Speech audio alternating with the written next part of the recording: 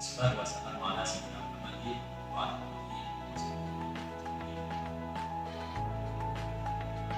kenalkanlah pertama-tama saya akan mengenalkan diri saya ini Setiawan. Jadi merupakan salah satu dosen pendidikan matematika 1 Fakultas Keguruan Pendidikan Universitas Islam Alam atau Islam.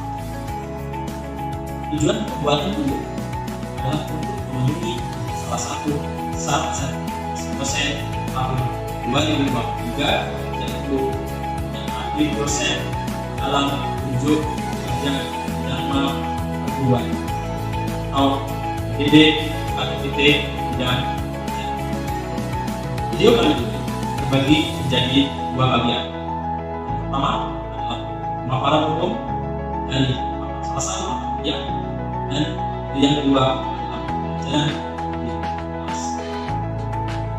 Pada video kali ini saya akan memaparkan salah satu mata kuliah yang sesuai dengan ahli saya, yaitu mata kuliah dalam pemaparan umum.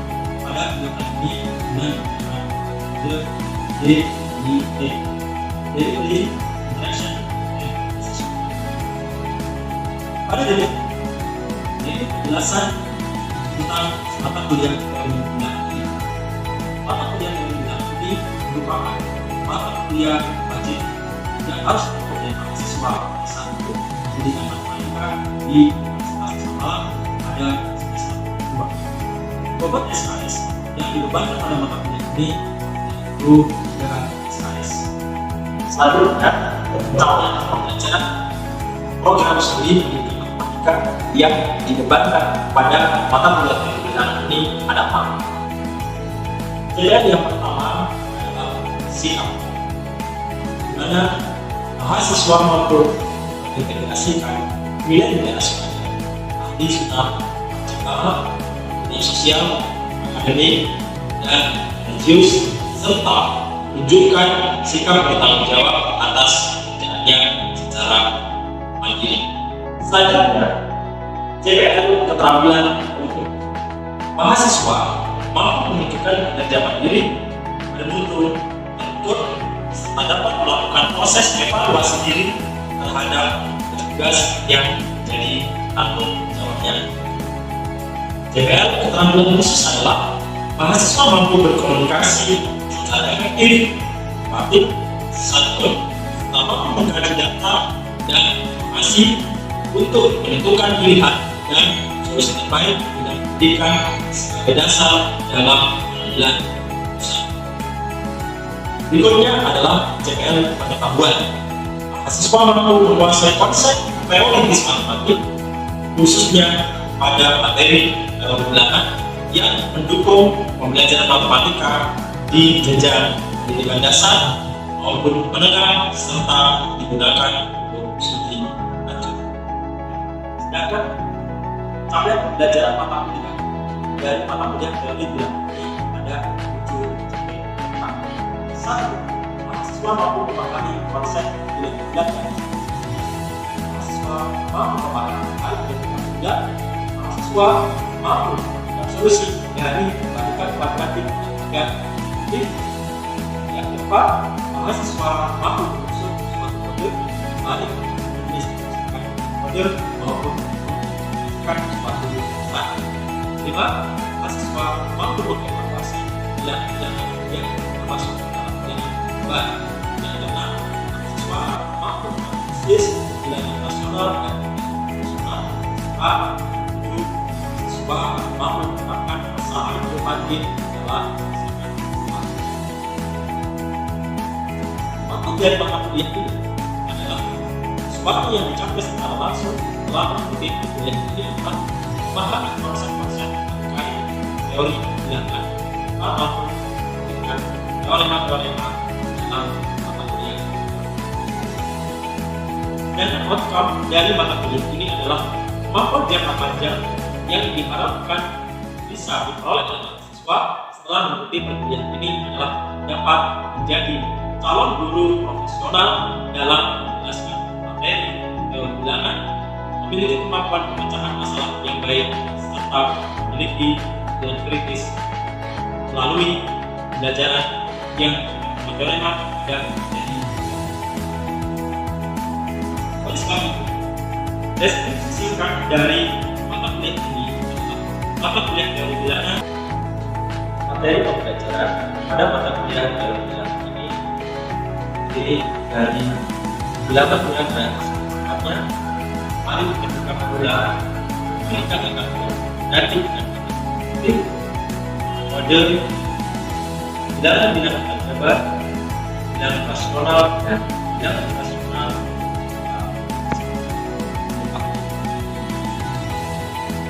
Pusaka yang digunakan pada mata kuliah teori bilangan ini adalah pustaka ini diambilkan dari bahasa Inggris Good Method of Solving Numeric Problems, Number Theory and Geometry, and Experimental Reduction. Jadi tambah dengan aja yang dilakukan.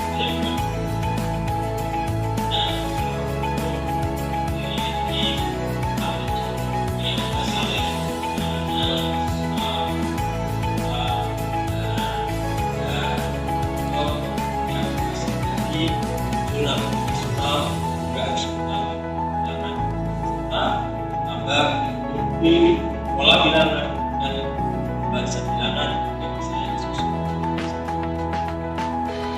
Selanjutnya, paparan umum dari mata kuliah ini adalah introduction, itu proses pembelajaran yang saya lakukan dalam mata kuliah ini. Model perkuliahan dalam teori bilangan ini dapat secara daring. Cara murid dilakukan dari atau TPS atau pendekatan yang digunakan dalam pembelajaran teori bilangan ini adalah student center. Ini pembelajaran yang digunakan dari discover problem based learning, discovery, fire learning, dan project based learning, serta saya tambah dengan research based learning. Metode perkuliahan yang digunakan dalam mata kuliah teori bilangan ini terdiri dari diskusi, presentasi, dasar, jawab, dan akan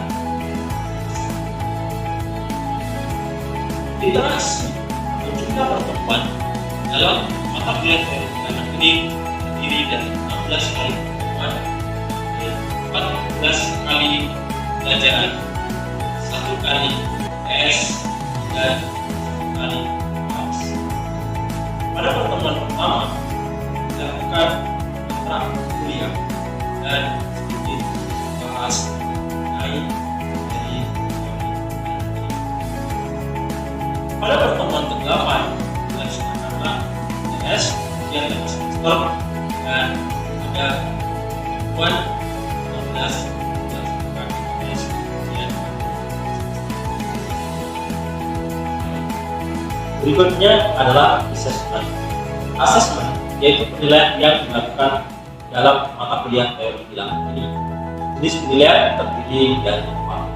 Yang pertama adalah kehadiran dan partisipasi sebesar 10%, tugas mandiri dan kuis sebesar 20%, yang dalam satu mata kuliah ini diberikan tugas mandiri sebanyak 2 kali, 1 sebelum tes dan 1 sebelum tes.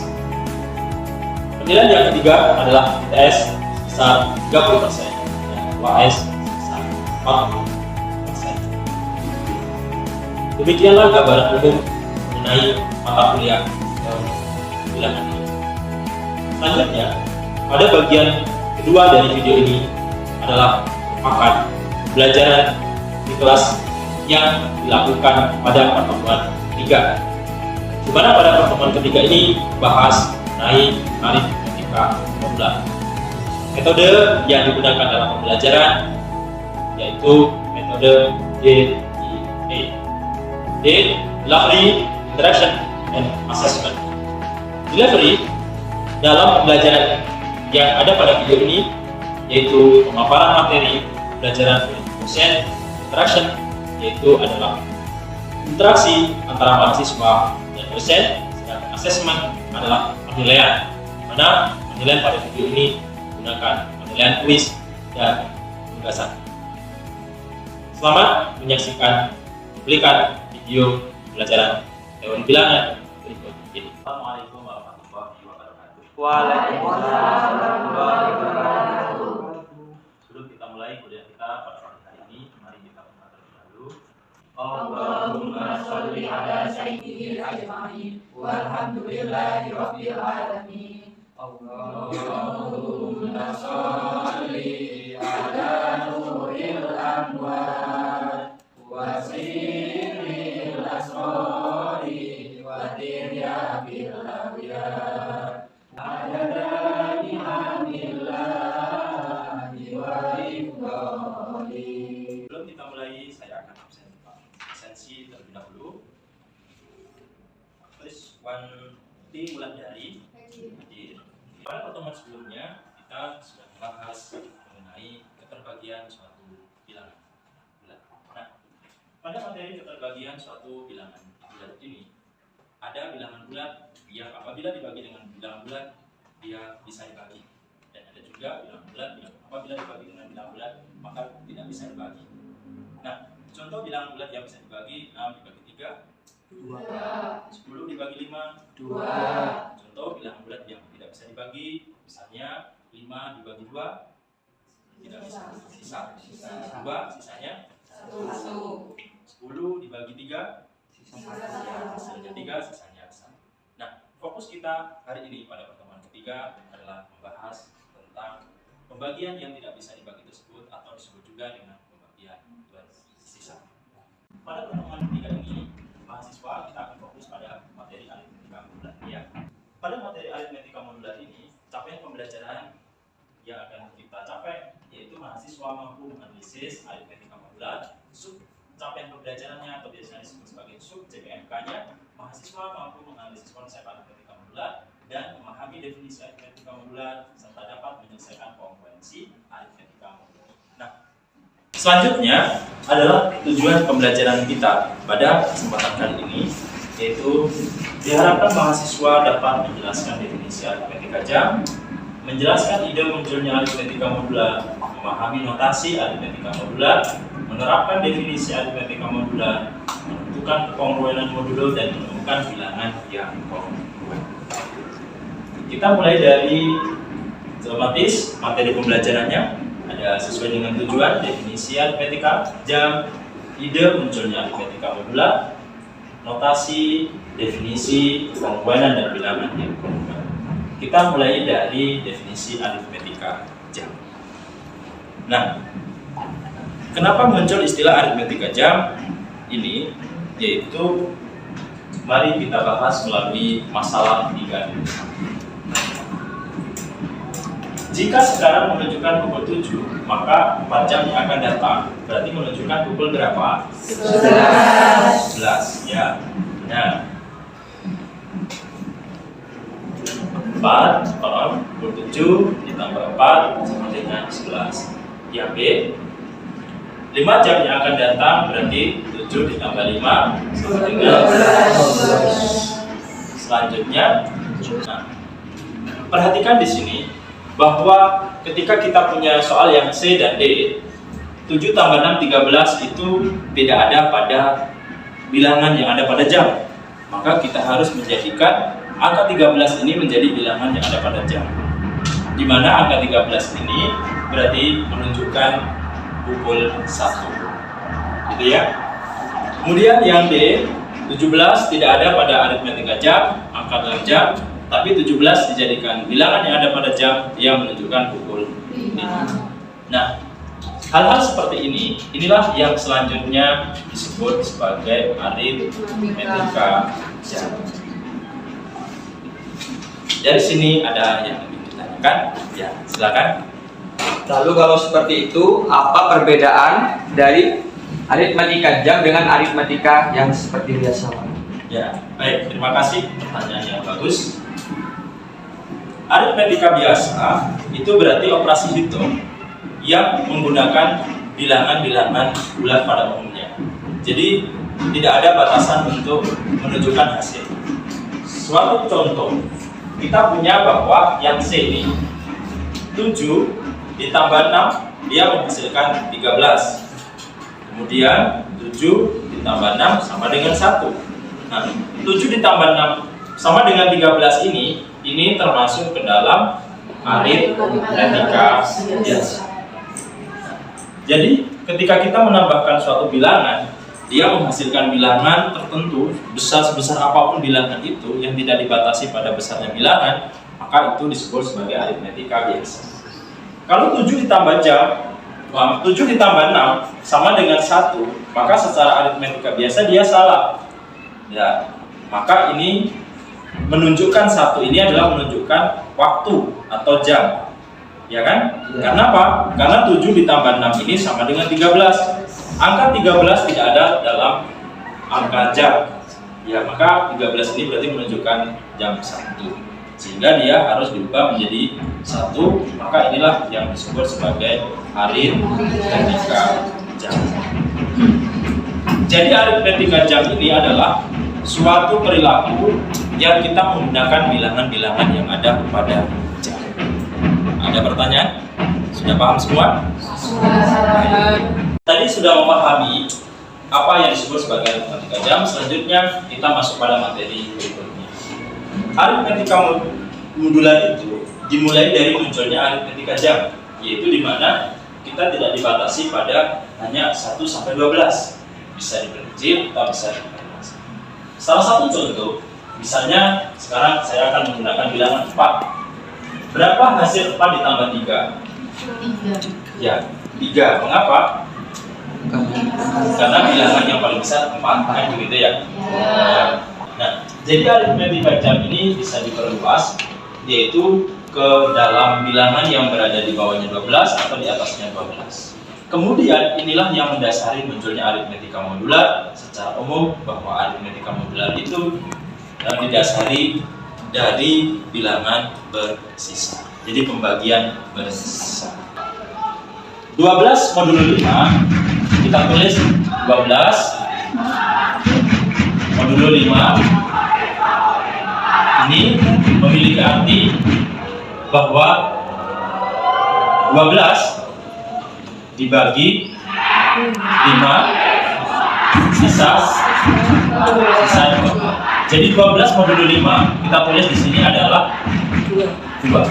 Nah, jadi istilah modulo itu 12 modulo 5 artinya 12 dibagi 5 adalah 2, artinya 12 dibagi 5 sisa 2.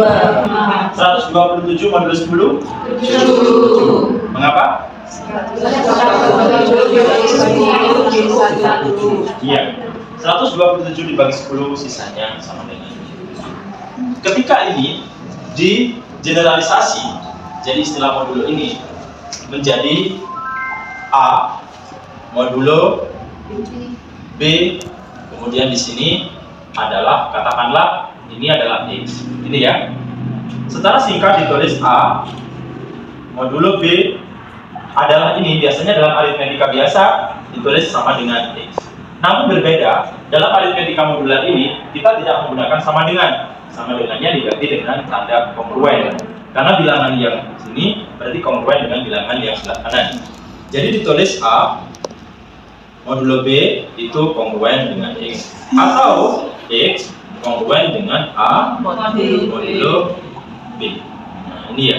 Inilah yang selanjutnya disebut sebagai notasi aritmetika modular. Ada pertanyaan dari sini? Paham ya? Nah, setelah kita mengerti bahwa ide munculnya aritmetika modular itu dimulai dari pembagian bersisa dan notasinya adalah X kongruen dengan A modulo B, kita juga membutuhkan definisi formal dalam matematika. Perhatikan definisi formal dari aritmetika modular itu. Misalkan A, R, dan N adalah bilangan bulat dengan N lebih dari 0, kita mengatakan bahwa A kongruen dengan N modulo N. A kongruen dengan R modulo N jika N membagi A dikurangi R, yaitu N membagi A dikurangi N. Nah, bilangan N disebut sebagai pembagi. Contoh, dengan menggunakan definisi formal aritmetika modular di atas, periksa kebenaran pernyataan itu. Kita punya contoh gitu ya. Contoh 15 kongruen dengan 3 modulo 12. Benarkah pernyataan ini? Pernyataan ini bisa dibuktikan dengan definisi aritmetika modular. Berarti apa? Ini adalah 12 membagi 15 kurangi 3. Apakah 12 membagi 15 kurangi 3? Iya. 15, ya. Berarti pernyataan ini bernilai benar, yaitu 15 kongruen. Nah, selanjutnya yang B, apakah 3 kongruen dengan 24 modulo 7? Siapa yang mau mencoba ini? Angkat tangan. Angkat tangan. Ya, silakan.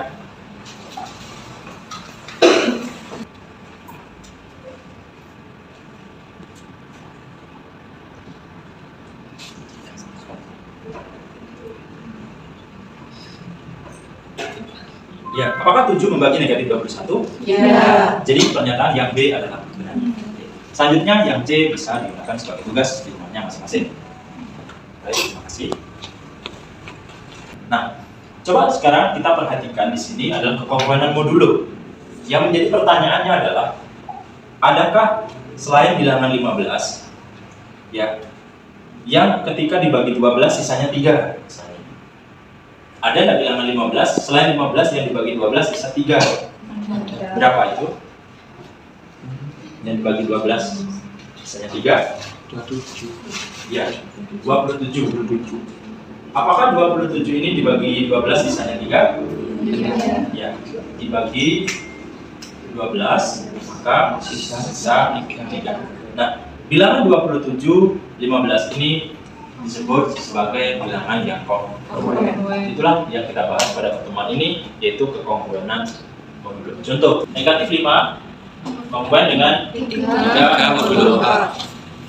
Kita buktikan dulu, berarti 4 Bagi negatif 5 bagi 3. Apakah 4 membagi Negatif 8? Iya. Selanjutnya, kita karena kongruen dengan min 1, maka negatif 1 kongruen dengan 3 modulo 4. Berarti apakah 4 membagi negatif 1 kurangi 3. 4 membagi Negatif 4. Nah, karena negatif 5 ini kongruen dengan 3 modulo 4 bernilai benar, min 1 ini kongruen dengan 3 modulo 4 juga bernilai benar, maka kedua bilangan ini, negatif 5 dan negatif 1 ini dikatakan sebagai bilangan yang kongruen.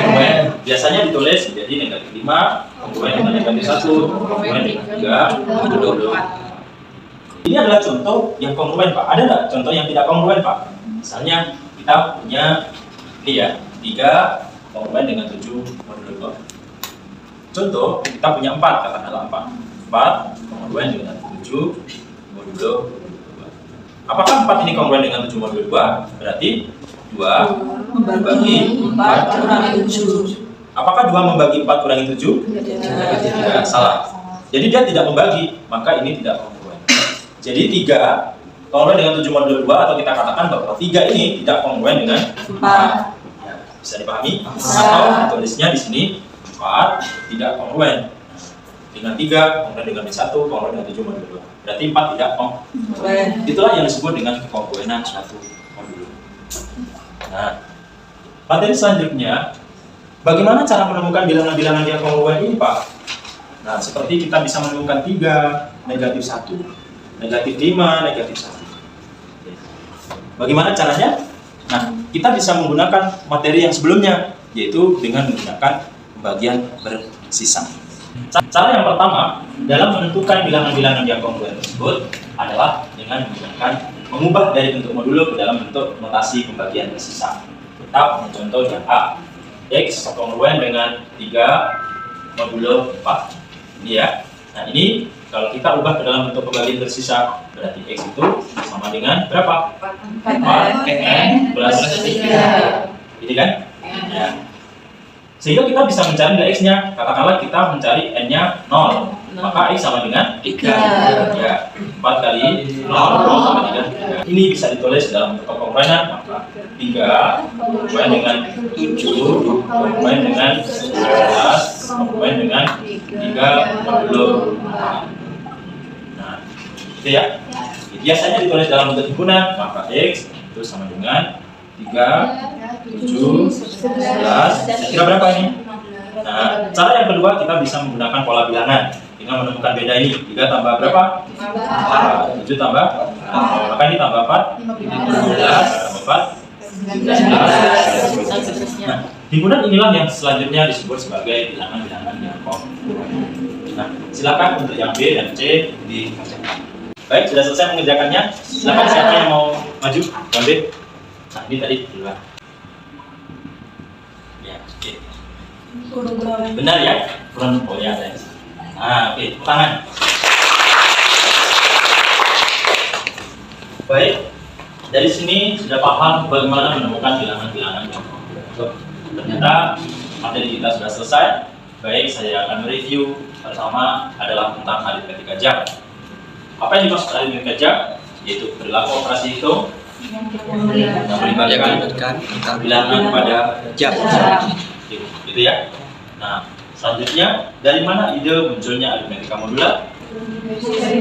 Ya, pembagian bagaimana menotasikan aritmetika modular? X gitu ya. Nah, selanjutnya kita punya definisi formal dari aritmetika modular, di mana definisi formal dari aritmetika modular ini bisa digunakan untuk membuktikan kebenaran dari suatu modulo, ya kan? Nah, materi yang terakhir adalah ternyata ada banyak bilangan-bilangan yang kongruen dari aritmetika modular ini. Cara menemukan bilangan yang kongruen ini bisa dengan mengubahnya menjadi bentuk pembagian sisa yang sudah kita pelajari pada materi berikutnya. Nah, sekarang waktunya kita tulis. Silakan HP-nya dikeluarkan. Siap ya? Siap. Klik. Kuis aritmetika modular bagian 1. Konsentrasi. Ya. Pada sistem aritmetika jam, hasil dari 12 kurang 12 adalah, akan pilih? Ya. Nah, ternyata masih ada yang jawab. Mengapa ini biru kok jam 1? Mengapa? Pencet. Oke saja. Ini paham ya? Nah, jawabannya adalah 12. Bagus. Ya, menunjukkan siapa yang bilang satu. Wis, aritmetika podium. 3.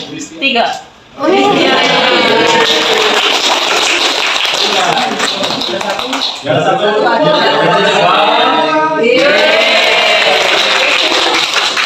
Mana Disney? Ya, oke. Selamat Disney akan mendapatkan hadiah door prize.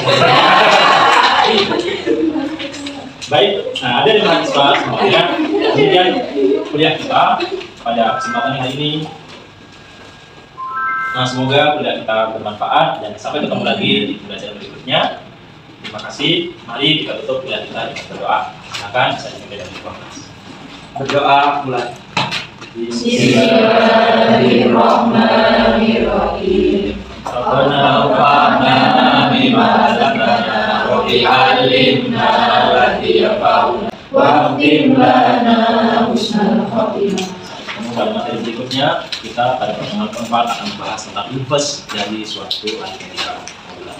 Mohon maaf bila aku mintori. Wassalamualaikum warahmatullahi wabarakatuh. Waalaikumsalam warahmatullahi wabarakatuh.